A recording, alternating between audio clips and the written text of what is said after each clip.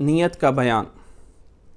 جب انسان نماز پڑھنے کے لیے کھڑا ہو جاتا ہے، قبلے کی طرف منہ کر لے، تو اب انسان کو سب سے پہلے نیت کرنا ہوتی ہے۔ اللہ کے نبی صلی اللہ علیہ وسلم کا فرمان ہے، انما الاعمال بالنیات، کہ تمام اعمال کا دار و مدار نیت پر ہے۔ نیت ہے تو وہ عمل ہے، اور نیت نہیں ہے تو وہ عمل نہیں ہے۔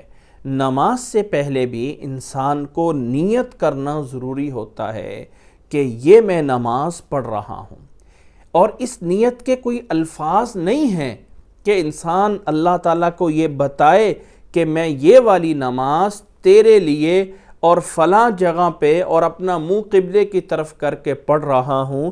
اپنی زبان میں کوئی ایسے الفاظ اللہ کے نبی صلی اللہ علیہ وسلم سے ثابت نہیں ہے۔ صرف دل سے ارادہ کرنا کہ میں اللہ کے لیے نماز پڑھ رہا ہوں، اسی چیز کا نام نیت ہوتا ہے۔ اور زبان سے اگر کوئی الفاظ بولتا ہے تو وہ اس پہ اضافہ ہوگا، کیونکہ نیت جو ہے وہ ارادت القلب، دل کے ارادے کا نام ہے، اس کا نام ہے نیت۔ اب اگر کوئی انسان الفاظ بولتا ہے تو وہ اس عمل پہ اضافہ ہو رہا ہے جو اللہ کے نبی صلی اللہ علیہ وسلم سے ثابت نہیں ہے۔ ڈر ہے کہ کہیں یہ چیز بدعت میں نہ چلی جائے، اس لیے صرف اور صرف دل سے ارادہ کرنا ہے کہ نماز میں پڑھ رہا ہوں، اس چیز کا نام نیت ہوتا ہے۔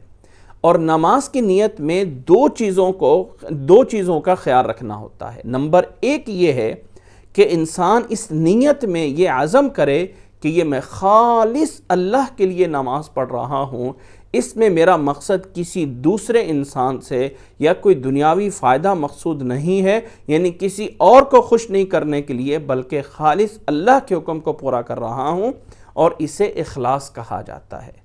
اور اس نیت کا دوسرا پہلو یہ بھی ضروری ہے کہ انسان اس نیت میں یہ سوچے، یہ دماغ میں اس بات کو لائے کہ یہ میں فرض نماز پڑھ رہا ہوں، یا فرض کے علاوہ سنت یا نفل نماز پڑھ رہا ہوں، یا یہ نماز میں کون سی پڑھ رہا ہوں، فجر پڑھ رہا ہوں، ظہر پڑھ رہا ہوں، عصر پڑھ رہا ہوں، یا مغرب پڑھ رہا ہوں، یا عشاء پڑھ رہا ہوں، کون سی نماز پڑھ رہا ہوں۔ کیونکہ نماز کا طریقہ سب کا سیم ہے، فرق انسان کی نیت سے جا کے ہوتا ہے۔